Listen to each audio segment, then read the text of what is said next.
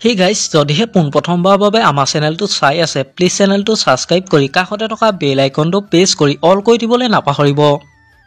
আজি মই আপোনালোকৰ মাজলৈ লৈ আহিছোঁ ৰেঙনি চেনেলত সম্প্ৰচাৰিত হৈ থকা বেহাৰবাৰী আউটপোষ্ট ধাৰাবাহিকত অভিনয় কৰি জনপ্ৰিয়তা অৰ্জন কৰিবলৈ সক্ষম হোৱা সকলোৰে মৰমৰ মোহন অৰ্থাৎ দীপজ্যোতি কেওটৰ এটা ভাল খবৰ। খবৰটো জানিলোঁ আপোনালোকৰো ভাল লাগিব। হয়, অসমৰ জনপ্ৰিয় অভিনেতা মোহন অৰ্থাৎ দীপজ্যোতি কেওটৰ বিয়া।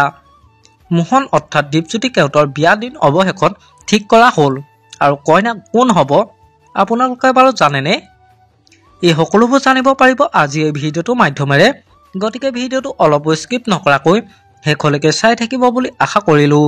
হয়, জনপ্ৰিয় ধাৰাবাহিক বেহাৰবাৰী আউটপোষ্ট ধাৰাবাহিকখনত মোহনৰ চৰিত্ৰত অভিনয় কৰি জনপ্ৰিয়তা অৰ্জন কৰা অসমৰ জনপ্ৰিয় অভিনেতা দীপজ্যোতি কেওটৰ অৱশেষত বিবাহপাশত আবদ্ধ হ'ব ওলাইছে। জনপ্ৰিয় অভিনেতাজনৰ বিয়া দিন ঘোষণা কৰা হৈছে 2025 চনৰ ফেব্ৰুৱাৰী মাহত আৰু তেখেতৰ কন্যা হ'ব নগাঁৱৰ জীয়ৰী সুকন্যা। আপোনালোকে বাৰু খবৰটো শুনি কেনেকুৱা পালে মোক এটা কমেণ্ট কৰি জনাবচোন। আমাৰ আজি ভিডিঅ'টো আছিল ইমানেই। আজিলৈ বাই বাই।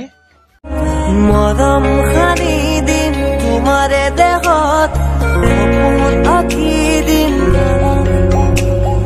প্ৰতি পদকত ইয়াৰে কোণত